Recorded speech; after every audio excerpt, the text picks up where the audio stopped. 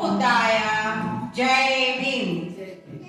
ಎಲ್ಲರಿಗೂ ಸಾವಿತ್ರಿಬಾಯಿ ಫುಲೆಯವರ ಜಯಂತಿಯ ಹಾರ್ದಿಕ ಶುಭಾಶಯಗಳು.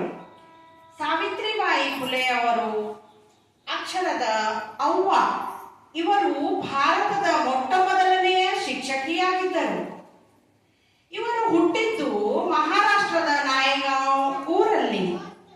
ಇವರ ಜನ್ಮ ದಿನಾಂಕ ಜನವರಿ 3, 1831. ಇವರ ತಂದೆಯ ಹೆಸರು ಖಂಡೋಜಿ ಪಾಟೀಲ್ ಅಂಡ್ ತಾಯಿಯ ಹೆಸರು ಲಕ್ಷ್ಮಿ. ಇವರ ವಿವಾಹವು ಬಾಲ್ಯ ವಿವಾಹವಾಗಿತ್ತು. ಆಗ ಸಾವಿತ್ರಿಬಾಯಿ ಫುಲೆಯವರಿಗೆ ಕೇವಲ 8 ವರ್ಷವಿತ್ತು. ಅವರ ಪತಿ ಜ್ಯೋತಿಬಾ ಫುಲೆಯವರಿಗೆ 13 ವರ್ಷವಿತ್ತು. ಸಾವಿತ್ರಿಬಾಯಿ ಫುಲೆಯವರಿಗೆ ಮೊದಲನೆಯ ಪಾಠಶಾಲೆ ಅವರ ಮನೆಯಾಗಿತ್ತು ಮತ್ತು ಮೊದಲನೆಯ ಗುರು ಅವರ ಪತಿಯಾಗಿದ್ದರು. ಇವರು ಹೆಣ್ಣು ಮಕ್ಕಳಿಗೆ ಪಾಠ ಹೇಳಲು ಊರಲ್ಲಿ ಹೋಗುತ್ತಿದ್ದರು. ಆಗ ಎಲ್ಲ ಜನರು ಸೇರಿಕೊಂಡು ಅವರಿಗೆ ಕಲ್ಲು, ಮಣ್ಣು, ಸೆಗಣೆ ತೂರುತ್ತಿದ್ದರು.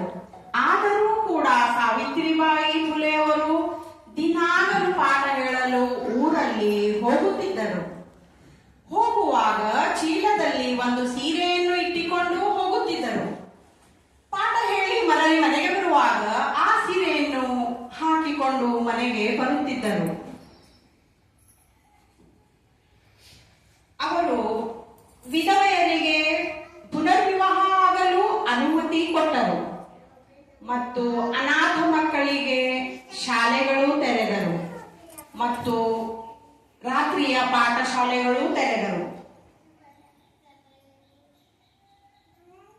ಅವರಿಗೆ ಮಕ್ಕಳು ಇರಲಿಲ್ಲ. ಆದ್ದರಿಂದ ಅವರ ಪತಿ ಜ್ಯೋತಿಬಾ ಫುಲೆಯವರಿಗೆ ಇನ್ನೊಂದು ಮದುವೆಯಾಗಲು ಎಲ್ಲರೂ ಒತ್ತಾಯ ಮಾಡಿದರು.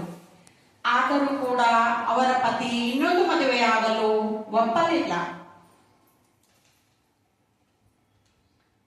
ಸಾವಿತ್ರಿಬಾಯಿ ಫುಲೆ ಹಾಗೂ ಅವರ ಪತಿ ಸೇರಿಕೊಂಡು 18 ಶಾಲೆಗಳು ಪ್ರಾರಂಭ ಮಾಡಿದರು.